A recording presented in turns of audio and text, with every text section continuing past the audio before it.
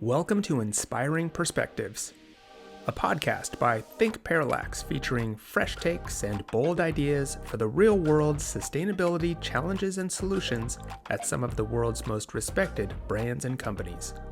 I'm your host, Derek Sabori, and this is what sustainability sounds like today. Hey everybody, welcome back to the show. Welcome to Inspiring Perspectives. I'm here today with Aimee Griffiths, Head of Social Impact, Employee Engagement, and Internal Communications at MoneyGram. Hi, Aimee. Welcome to the show. Thanks for being here.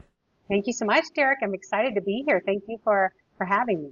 We're going to have a great conversation because there's a really interesting topic that I think a lot of people have on their mind. They want to learn more about, but I want to start with just MoneyGram because I know from my experience knowing a little bit about the organization that MoneyGram provides money transfer and financial services around the globe. You've got digital platforms and retail locations. You've been around for 80 years, but maybe tell us a little bit more about the company. Perfect. One of my favorite subjects. So yes, 80 years old, a little over 80 years old, which makes us a legacy company. But even though we're a legacy company, we're really, really proud of the fact that we've been able to pivot successfully and now considered a global fintech along with a digital first strategy. A lot of legacy companies have a hard time making that shift. And we've really dug in and leaned into that since really mid 2010s, and it's been a very intentional journey.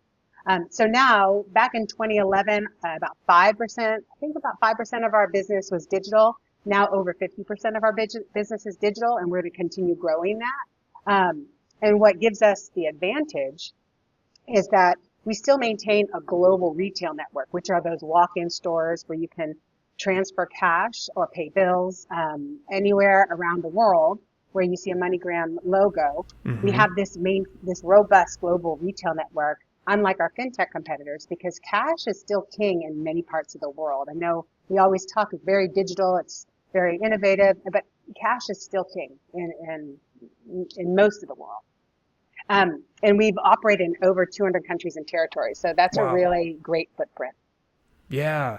Exactly. So that gives you've got millions of consumers and they're all the time transferring money easily and seamlessly to their friends and family at home.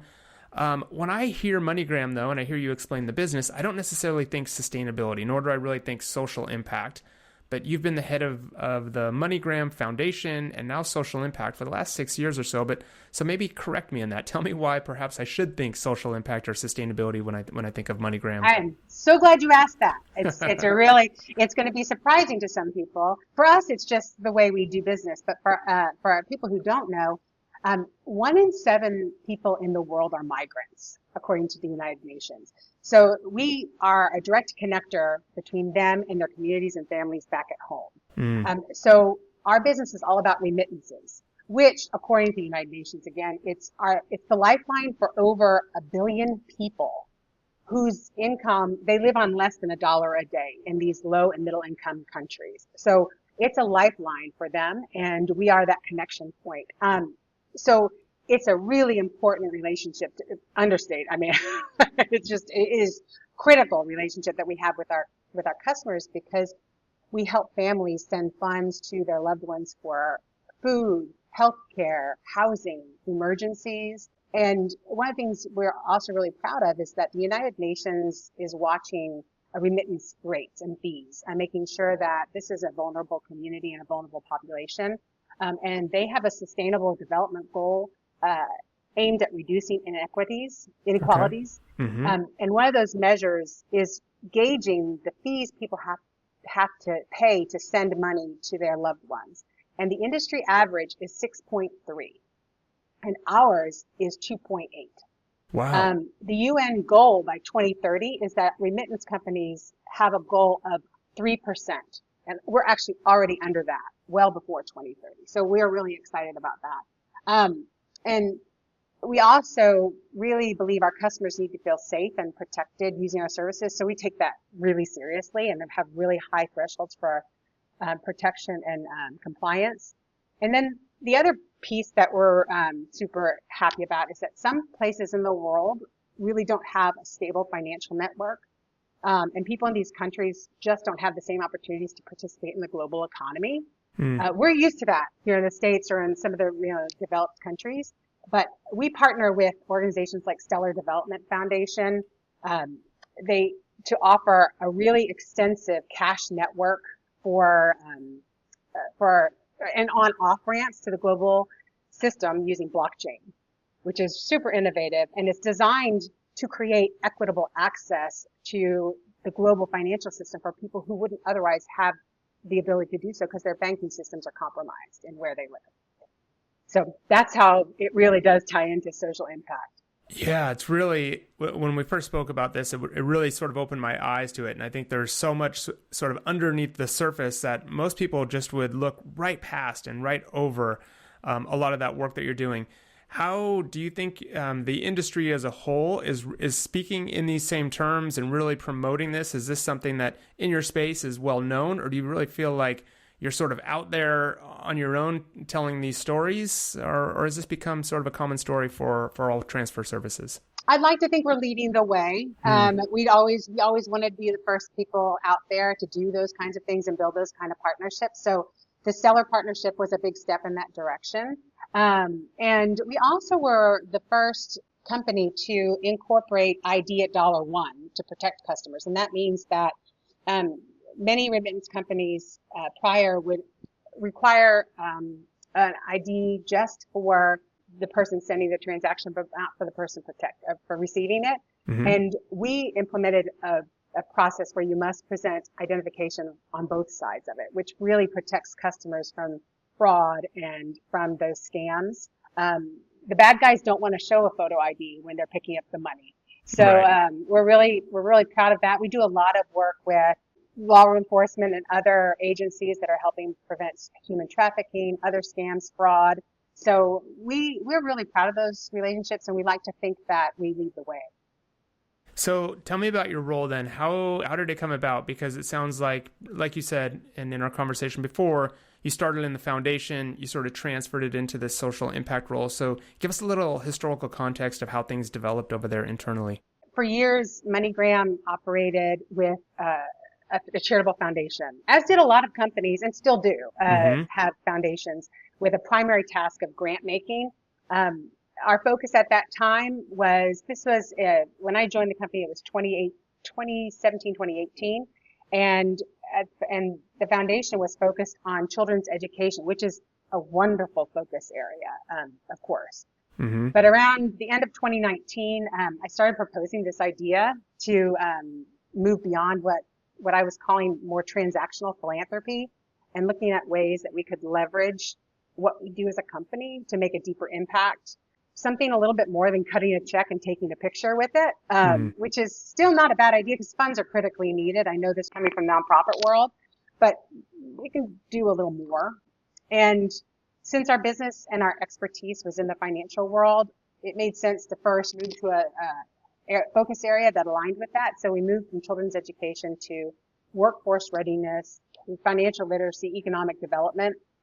And then what I'm really excited and happy, what I was really excited about is that our executives were super on board and supportive along the way. And over that next year, my title changed from the head of foundation to the head of social impact, and our four pillars of purpose were born. And that's corporate citizenship, philanthropy, inclusion and belonging, and employee engagement. So that's kind of together with our executives, we all agreed on those are our main focus areas for our impact. And do you see that as sort of a good defining kind of structure for social impact in general? How did you come up with those four pillars? Tell us about that. It's funny because it's kind of going about what we talked about before, is about how do you fine tune what social impact means? Mm-hmm. And I can only speak to how we came about that. And it's challenging because finding a definition for social impact, it's an ideal that's stretched across such a broad range of industries and businesses and companies. For us, or how I started to define it, is it's about going beyond what is expected by way of regulatory compliance standards. The things that you should just do because it's the right thing to do. Go right. Beyond that to do more to protect customers and for instance, our ID at $1, working with law enforcement, doing more than just the basics. And then again, seeking ways to leverage expertise, systems, networks, things that we're already doing to create positive societal impact, making sure stakeholders, especially the global family of employees we have, feel valued and supported. And then basically just being a good citizen, a corporate citizen of the world. And it's when we kind of balance out that, that's how we came to our definition.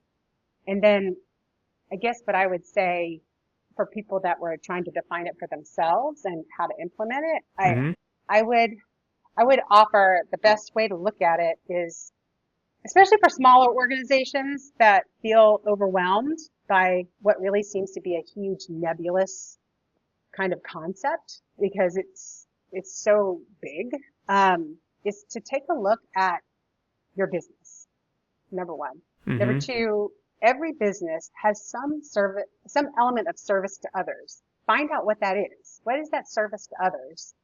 And then challenge yourself to find a way to lean into that, to generate something of more value, of something that you're already doing to improve a person's life or improve a community, and so on. And then the key part is also enlist champions and advocates along the way internally that also buy into that and are decision makers and influencers within your internal structure. And then the thing that I think is the most important thing to remember is, and what I always look back, I'm a Gen X kid, so I grew up reading Shel Silverstein. I don't know if you know those poems, but like one of the poems, it shows the little girl with a huge whale. She's going to eat a whale, and I don't remember the name of it, but the whole point was she just took a bite at a time. And, you know, the next page was the whale and just was just the bones of the whale. And I'm thinking, I always think about that when I've got a big project or a big thing that's daunting, is one bite at a time.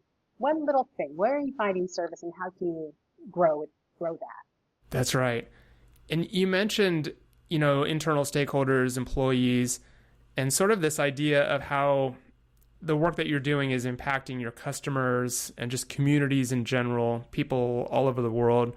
How are you relaying that with employees? And do you really get the sense that they are tuned into that language as well, and understand that the job that they have, the role that they play is really contributing to this bigger picture? Our employees are our customers. We have a really diverse employee base. Over 41% of our employees in the United States are identify as BIPOC. So we have a really robust and interesting group of employees that we work with here in the U.S. But then across, we are in 30 different countries, our offices. So a lot of our employees are also customers. They're sending money back to families. And so we're highly attuned to those needs of those families and those communities just by our colleagues and their relationships. And the fact that we have this retail network in these countries, we are tied into those communities. They're the little bodega or the village store. Those are our connection points to those communities. Yeah. So that's again something that we have that a lot of companies don't. We're in the fabric of these communities. Yeah, it's all connected. I can only imagine with how many retail places you have, how many locations, how many different countries, how many different communities. I mean, wow, what a web of connection. It's a really exciting. Yeah, it seems like it really would be.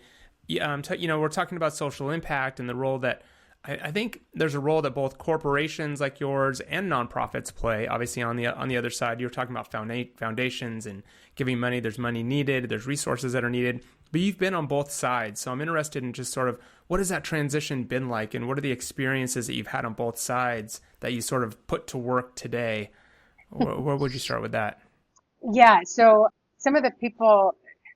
I know you've talked to people on both sides too, and some people have even made the jump. For me, it was a dream come true because I had been on the side of constantly asking for funding, trying to really get people to see the impact of a project or the organization, the changes that the organizations were making, and to be able to be in a position to then offer funding and to support and invest in projects that are meaningful was a really amazing shift. it also gave me a lot. I learned a lot from the nonprofit side, in that you really do need to be willing to do everything and be really creative with budget. I think my colleagues that have never been in the nonprofit space find it kind of amazing that I can make stuff happen with very little budget. Because when you're a nonprofit, you have 10 different hats and you have $10 to make something big happen. I mean, it is, you become really creative and nimble. So I would say, I'm willing to try and do everything just because I came from the nonprofit space. Nothing that's not my job. That doesn't exist in my work culture, and just gratitude to be in the position. I love the idea of being nimble and working with what you've got. You mentioned earlier leadership really sort of being they bought in. They were really supportive of this. Why do you think that was? What was it that really got them on board? Was it your persuasive manner and your enthusiasm for it, or was there anything else? So what would others kind of look to say, hey, I'm really trying to get my leadership team on board and get them to buy into this idea of implementing a social impact program? What advice do you have? I think there's a business case to be had for it. I mean, I think we have very passionate executives and leaders throughout the organization that just are highly involved in their own communities, nonprofits, board members, those kinds of things. So that they saw the need and the necessity of being a good participant in just society. But there also is a really great business case to be made for reputation, for brand, for customer relationships. I think if depending on somebody trying to sell this idea could start with that, but it really does have to be paired with the hearts and the hands that do the work too. I think employees also were looking for a job, or if you want to get the best candidates for a job, people are often looking for companies that are doing more than just focus on the bottom line. So I think that is something that really taps into the talent acquisition space too. I agree. There's so many different angles that you can look at it. I do really think it's important to always tie it back to the business and focus on building that business case. One of the other episodes we had, somebody mentioned just this idea that if it's not tied to the business, then it's really vulnerable, that your program can easily get chopped, right, and get cut. But if you can ingrain it into the strategy of the business, and people immediately see the effectiveness of it and the benefit that it has to the overall strategy, then there's no reason to get cut or downsized, right? Yes, for sure. What do you think? So, when we're looking at effective social impact programs, you had mentioned that companies perhaps put too much burden on the nonprofits that they might work with and NGOs that they work with. Tell me a little bit about that. What did you mean by that? Yeah. Okay. Again, this is me tapping into my background as a nonprofit person. And okay, so I'm putting my nonprofit hat on. I'm a development director of an organization, and we are trying to, our hardest challenge is always trying to match up our outcomes to what that funder is looking to do. So meaning that a funder might have very specific targets in mind. And in order to get really critical funding and grants for your organization, you're going to have to tailor your program or create programming and services that meet those targets of that funder. So I'm successful. I get $100,000 for that program or project, but the next funder has slightly different outcomes and targets. So I have to either create new programming or find a way to reconfigure what we already have gotten funding for. So it's a constant, like if you have to have several hundred funders and donors to make your program exist, it could be a really vibrant program that anybody would say yes. But if corporations and funders are requiring you must hit these specific targets because that's what we're going to report on, you're really putting a lot of burden on the nonprofits. And so when I started at the foundation, when I took it over, the first thing I did, and this might be something that funders are just putting out there, a little plug for nonprofits, is that I asked for organizations to submit their proposed outcomes and targets with the proposal or project they were wanting funding for. And then it was up to us to say, we like those outcomes or we agree with those, we will fund those. And then we asked them to report back on how they achieved or what they track against the outcomes that they created. So we're not asking them, we like your project. We think you're the experts and you know the outcomes that you're gonna meet. So let's go with you. You are the ones, we invest in your expertise. And the other thing I would say is when you're a corporation and you want to send volunteers, send a donation along with your volunteers. Because one of the things I would always hear is, we don't really have any funding, but we'd like to give volunteers. That is wonderful. However, the organization still has to have a volunteer coordinator and is still paying for somebody to organize your visit and possibly getting you snacks and possibly organizing all the different people who have, logistic issues. So it's requiring the nonprofit, who is also on a very small budget, to cater basically a volunteer opportunity. So give them something. Give them something as a gift or support their project that you're actually sending volunteers to. That's really good advice. And I almost think of it like a negotiation, right, between companies and nonprofits. Is that fair to say, where a company is going to say, we have these objectives? I do think, though, sometimes companies may not even know what the objectives are. They just want to support this organization. And that's not very strategic. And then I think also sometimes nonprofits might just be very hungry for, more funds. And so you're saying there has to be sort of this dance to get everybody on the same page to say, what are our outcomes? Are we the best fit for it? Are you the best fit for us? And let's go forward together and really be effective and have something meaningful. Is that correct?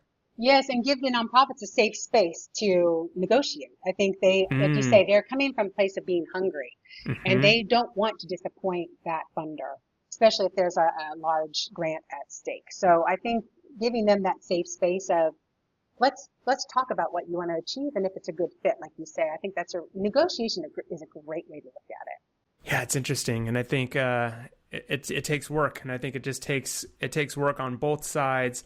And we've had others on the nonprofit side kind of remind us of this, of just really being strategic, and that both sides sort of have to up their game and just go into this with more intention. But I think this common thread that we always hear is just always tying it back to the business. I want to go back, and if I can, kind of visit your 4 pillars, because I think they're pretty interesting. And maybe if we can just kind of run through each of them and maybe tell us why it's there, why it's important, and kind of how the work that you're doing revolves around each of those. Can we do that? Yes. So we touched already upon a lot of the corporate citizenship elements. Those are those basic, those systems and networks and relationships, like with stellar development and our, our compliance and our protections, going the extra mile with those. We also have another program where we leverage our systems and networks to help deliver crisis aid for NGOs, global NGOs. So there's a NGO called Red Rose, who also works on getting crisis aid right to the front lines of disaster and to the people who need to deploy it, as well as the UNHCR. We actually facilitate the movement of those funds and transactions. That's really something that we're also super proud of. But that would fall under a corporate citizenship program. Our philanthropy says that we work with, rather than sourcing grants ourselves and vetting them, we have 2 main partners for our philanthropy, and that is Global Giving. Global Giving is a really great global nonprofit that has a portfolio of thousands of fully vetted projects, really hyper local. You can go in and try to find exactly a issue area or a specific region, or even a city where you would like to invest in a project or program. And it's like a menu. You can pick where you'd like to send funds. They also activate very quickly in times of disaster. So you can give very targeted gifts. And we also invite our employees to every holiday, we give our employees a gift card where they can route our Q4 funding to the nonprofits that they like, or their projects that they like. So that's something that is a really fun part of our philanthropy arm. Yeah. And real quick, sure. I want to jump on that real quick, because I remember that global giving part, and I really like that. I want to, do the employees go through global giving as well? There's 2 parts here to the question. And also, do you give sort of the funds to global giving and let them distribute as needed? Or do you use global giving as the platform to really, like you said, identify where you want those funds to go and divvy them up accordingly? They can do both. For Okay. us, it's tailored for what the companies need. And that is, we like to choose our own programs and our own locations. Mm-hmm. So we give them the funding, and then we can select where we'd like to distribute it, to direct it. And then when we give our employees all the funds in December, they get to go to Global Giving and choose any projects that they like on there. So they actually take their code and give money to, it could be poverty, it could be animal welfare, it could be cancer, whatever it is that they are passionate about. They get to direct the MoneyGram funding for that quarter. And then we also work closely with Save the Children. We have for many, many years. They are already on the front lines of disaster. We would love Save the Children's approach because they stay past the crisis and make sure the infrastructure is rebuilt. So they don't leave vulnerable communities behind. They make sure everything's been stabilized before they will leave a crisis area. And then we also have a very robust community sponsorship program where we are, doing sponsorships and volunteer events where our employees are living and working. So those three things within philanthropy. And then inclusion and belonging. We have a really robust and intentional calendar that helps us make sure we recognize the vast diversity across our global employee family. Because we can focus on U.S. holidays, but we also have employees that are in Asia and in Africa, and we need to make sure that we celebrate all of those things. So we kind of use this global calendar to give us a head start, and then have various kinds of activations around that, whether that be in person, office activations, or presentations that we can do globally and virtually, and invite everybody to learn more about the culture or the background or a particular holiday of their colleagues. And it's really fun.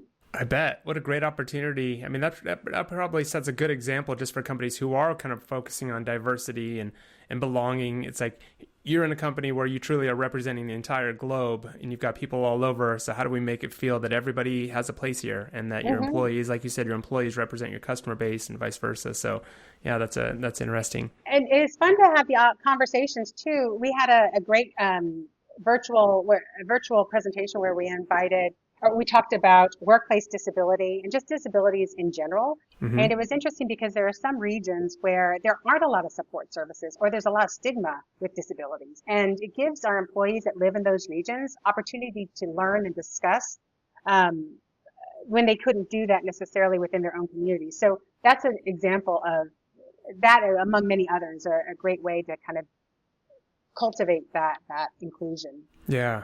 And then finally, employee engagement. It all folds into that, right? Our philanthropy, where we invite our employees to give, our inclusion and belonging, and then also we have a really robust red team. We call them red teams, and they are out there doing volunteer 5Ks, packing backpacks for back to school. They are hosting cultural events within the office, having yoga. I mean, it's just a fun way to build community and camaraderie. And then we also do a lot of surveying and communications around our employees to make sure that we're, interacting with them in a way that we're getting really good feedback as to what they want to see in the company. Those are all really good things that I think anybody in any company building a program can really look to and say, hey, these are things we should consider. Aimee, you had said, I know one thing that's interesting because you've been in this space for a long time, and as you've moved from nonprofit into the corporate space, how have you seen philanthropy and social impact evolve in the corporate space? What's really changed? How has it changed from where you were 5 or 10 years ago to where it's at today? I know because it's matured and the conversation continues to evolve. What have you seen? Okay, so I find it so encouraging that universities and colleges now offer this as a focus, or a major even, a minor or a major. That wasn't the case, 10, 15, 20 years ago. So I really find that encouraging. In a lot of ways, I'm way behind because we've kind of people of my generation have navigated this either through a nonprofit route or through a PR route or through communications route, and that's for a social work route. But Right. now there's really targeted paths where people can really, focus on this and take it to the next level. So I've seen that as a really encouraging evolution.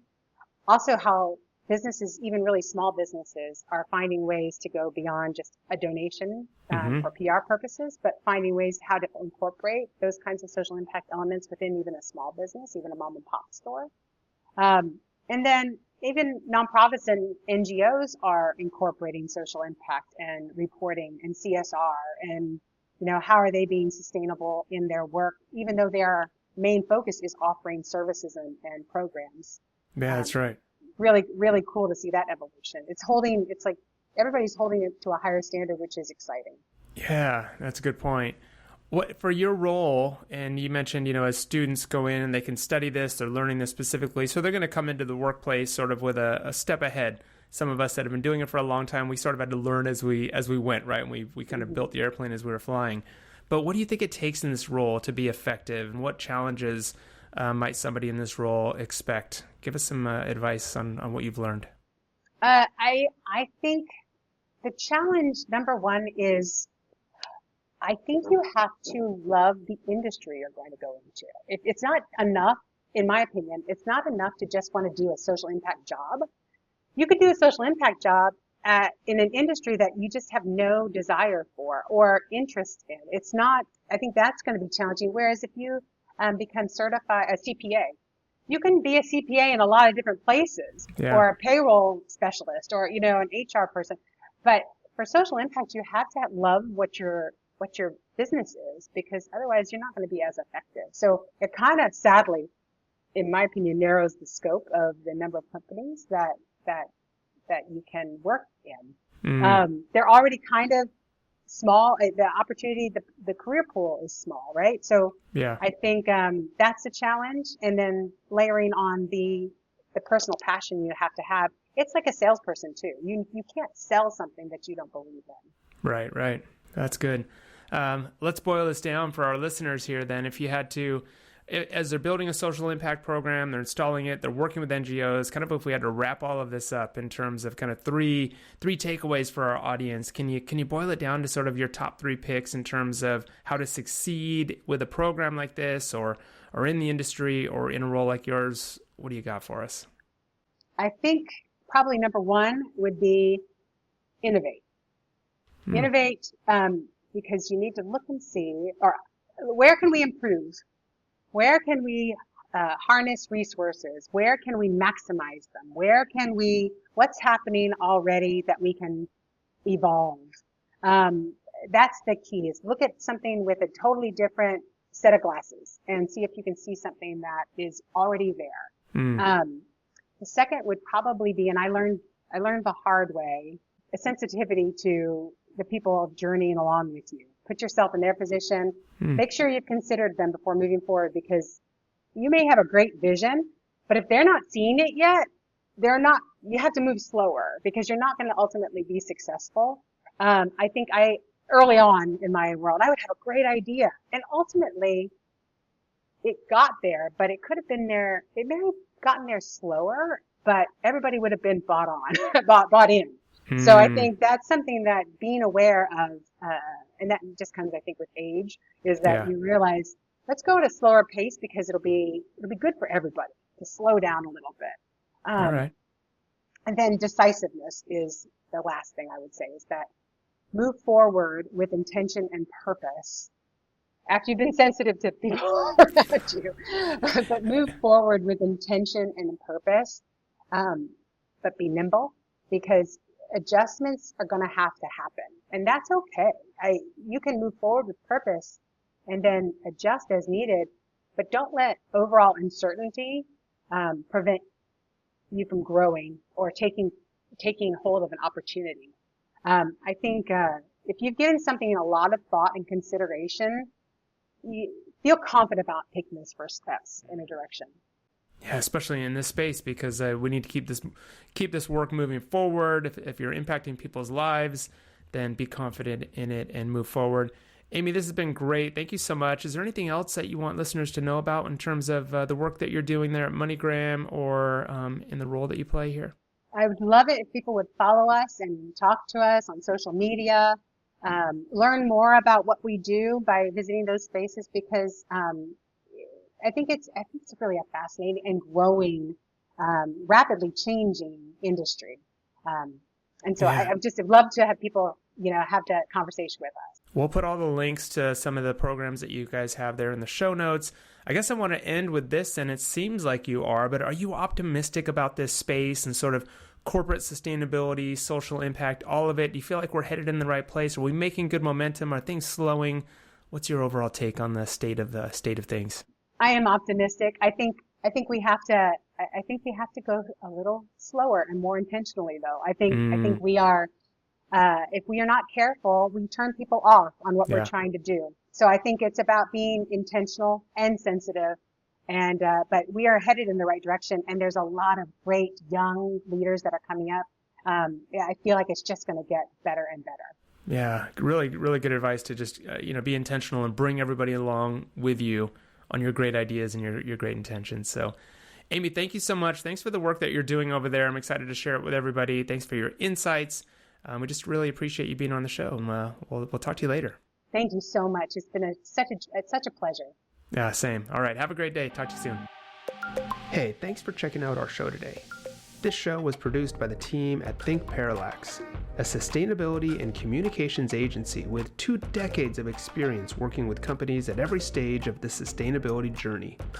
We are experts at assessing where a company is today, defining a North Star, and developing a roadmap to get there. If your team needs sustainability guidance or training, or you have a recommendation for a guest or a topic on the show, visit us at thinkparallax.com.